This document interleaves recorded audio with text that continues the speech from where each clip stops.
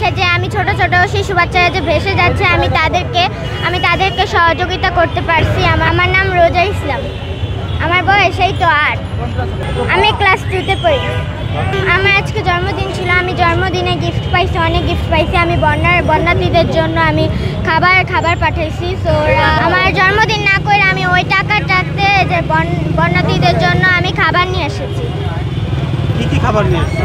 আমি আরও অনেক কিছু নিয়ে এসেছি, দুধ, চিনি, চা পাতা, তারপরে প্যাকেট দুধ, বিস্কিট, কেক, তারপরে যে শুকনা খাবার, চানাচুর, মোমবাতি, এগুলো নিয়ে এসেছি আমি। বাবার মা টাকা দিয়েছিল আমাকে, ওই টাকা দিয়েই আমি আমার জন্মদিনটা করলাম, মানে আর কি ইয়াটা করলাম, ত্রাণটা করলাম। আমার অনেক ভালো লাগছে যে আমি ছোট ছোট শিশু বাচ্চারা যে ভেসে যাচ্ছে আমি তাদেরকে সহযোগিতা করতে পারছি। আমার অনেক ভালো লাগতেছে, খুব ভালো লাগতেছে।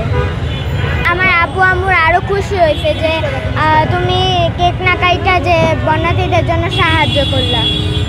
ওই যে টিভিতে দেখতেছে, ইউটিউবে দেখতেছে, এর জন্য ও নিজে ইচ্ছেই বলতেছে যে আম্মু আমি আমার জন্মদিনটা তুমি করো না, আমি এই টাকাটা ওই যে বাচ্চারা যে অসহায় বাচ্চারা আছে এদেরকে আমি দিতে চাই।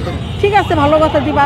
তো ওকে আমি বাজারে নিয়ে গেছি, ওর পছন্দ মতো ওর সব কিনছে, দুধ কিনছে, চিনি কিনছে, চা পাতা কিনছে, মুড়ি, তারপরে চানাচুর, বিস্কিট, আবার যে কী বলে চিড়া, এগুলা কিনা যাবে। শুকনা খাবার ও শুনতেছে সবার কাছে শুকনা খাবার দিতে হয়।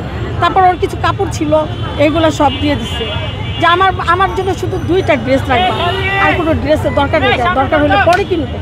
এর জন্য 2টা বাকি ড্রেসগুলো দিয়ে দিচ্ছে। তো এইগুলো তার দেখাতে পারলাম না সব। আমার অনেক ভালো লাগতেছে, আমার গর্ব হইতেছে, সত্যি কথা যেটা আমার অনেক গর্ব হইতেছে যে আমার এতটুকু বাচ্চা, ওর 8 বছর পড়তেছে, ক্লাস 3-তে পড়ে।